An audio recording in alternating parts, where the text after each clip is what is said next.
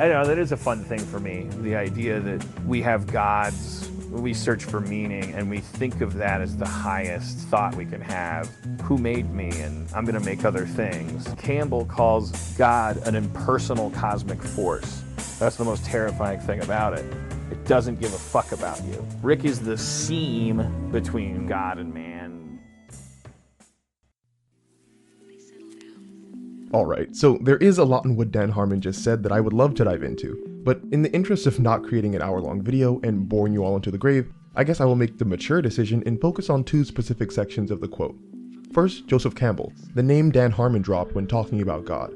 And second, Rick and his characterization within the story. So let's talk about Joseph Campbell and why he matters. Or better, if he matters at all. Before doing my research for this video, I honestly had never heard of him, and I'm willing to bet good money that many, if not all of you, hadn't either. But here we are.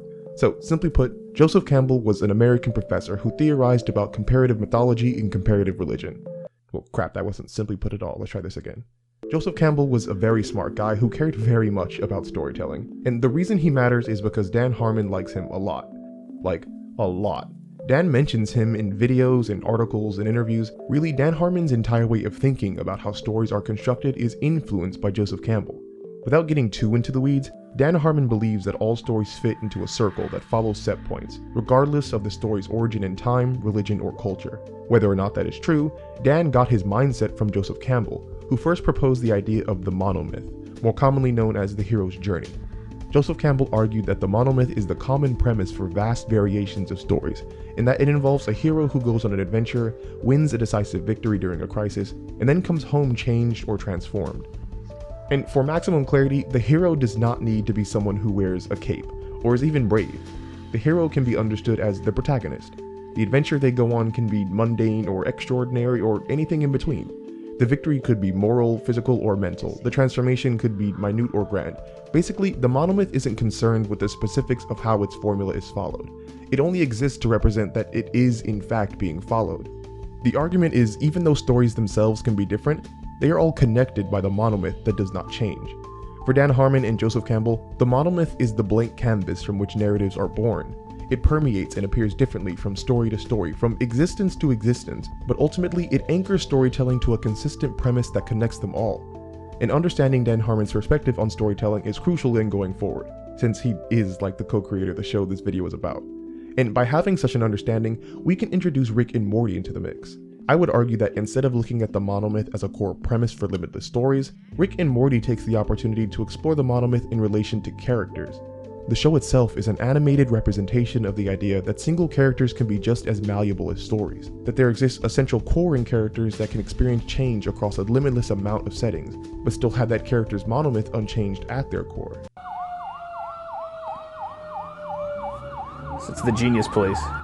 Okay, yeah, that was a lot, but I think it will be much better explained using an aid that we are all familiar with. Comics actually use monomyths extremely well, especially Spider-Man. That series does a great job of illustrating the conceptual difference between character monomyths and premise monomyths.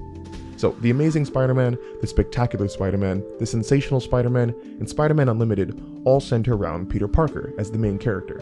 Certain aspects of his character are consistent across all of the series, and those aspects create his monomyth. But in each of the different series, his monomyth is expressed differently. Peter fights different villains in The Amazing Spider-Man, dates different women in The Spectacular Spider-Man, endures different struggles in The Sensational Spider-Man, experiencing different things across them all. But at the end of the day, in each of the series, he is definitely still Peter Parker. That is his character monomyth. On the flip side, Peter Porker, Spider-Gwen, Miles Morales, and Penny Parker are different expressions of a premise monomyth, the premise being an individual using abilities derived from a spider to fight crime. That premise is consistent across each of the different series, even though the characters interacting with that premise are different. That is the basis of a premise monomyth. Now, applying that distinction to Rick and Morty, Tales from the Citadel gives us thousands of Mortys and thousands of Ricks, all technically the same character, just having lived countless lives across countless different circumstances. Just like how the monomyth is unchanging at its core, but can be expressed as limitless amounts of stories, the same can be said for the Ricks and Mortys of the Citadel. They are all Ricks, and they are all Mortys. That is not changing, that is their monomyth. But what does change is the expression of their monomyths, due to the different lives that each one of them lived. And the Ricks and Mortys of the episode did not change to become so different from each other on their own. That happened because of the premise monomyth that they all interact with, the Citadel. We've only ever seen little glimpses of what the Citadel really is, and this is a chance to peel back the layers, explore it. How does it really work? The one thing that maintains across the entire group is that Ricks are in charge and Mortys are beneath them. The longer that we thought about it, we realized that's where a lot of interesting drama comes from. The fun of the episode is treating the Citadel with as much political complexity as America, as South Africa. The heat in the air and the current climate, both politically, ideologically, emotionally, is actually the biggest character in the story, and that everyone else is just playing their little Robert Altman part. The Ricks and Mortys are variable, but the Citadel is constant across all of them. It is the one consistent premise that shapes and forms the monomyths of all these characters in different ways. And because of how excellent the writing of the show is, it can be hard to see the connectivity that binds each Rick and each Morty to their counterparts. I mean, Cop Morty couldn't be further from Morty C-137, and both of them couldn't be further from Lizard Morty. The same thing goes for Meth Rick, Black Rick, and Simple Rick. But at the same time, the writing also justifies a true connection between the characters. Their monomyths persist and connect them through all of their unique expressions. Each of the different Mortys at the school have a picture of Jessica in their lockers. All of the Ricks on the Citadel are still alcoholics. These characteristics act as evidence that the same traits transcend the branching situational timelines that made these Mortys and Ricks so different. They act like the plots on the Monomyth circle, the ever-present markers of their characters. But interestingly, the rest of the show is actually told in a monomythic inverse of Tales from the Citadel, where that episode gives us a single consistent premise, the Citadel, with multiple monomyth expressions, all the Ricks and Mortys. The rest of the show gives us multiple premises with only two expressions, Morty C-137 and Rick C-137. We can reference back to what Dan Harmon said about Rick to dive into this point. The central aspect of Rick C-137 is that he is the seam between God and man. Rick's character monomyth is that of a regular man who has self-attained godhood. Rick is essentially all-knowing, all-present, and all-powerful. He is above all other beings and entities by virtue of his own intellect. In a multiverse without a concrete deity, Rick kicked down the door to be the closest thing to fill the position. His godhood is reiterated as a central theme throughout the show as well. Jesus, he's not a f***ing god! You don't know what I am. You don't know what I can do. Guess who just discovered a new element? You think you could do that, Morty? You think anyone but me could do that ever in a billion years? Do you think if God existed, he could do it? The answer is no. If God exists, it's f***ing me! I wanted you to have a normal life. That's something you can't have when Rick shows up. Everything real turns fake, everything right is wrong. All you know is that you know nothing and he knows everything. And, well, he's not a villain, Summer, but he shouldn't be your hero. He's more like a demon or a super f***ed up god. On the other hand, Morty's character monomyth seems to be that of a regular everyday human who was thrust into overwhelming and over-the-top situations. In a way, Morty would be the straight man if the show were a pure comedy. His reaction to the circumstances are completely opposite of Rick's because he represents a normal person doing godlike adventures with a godlike being.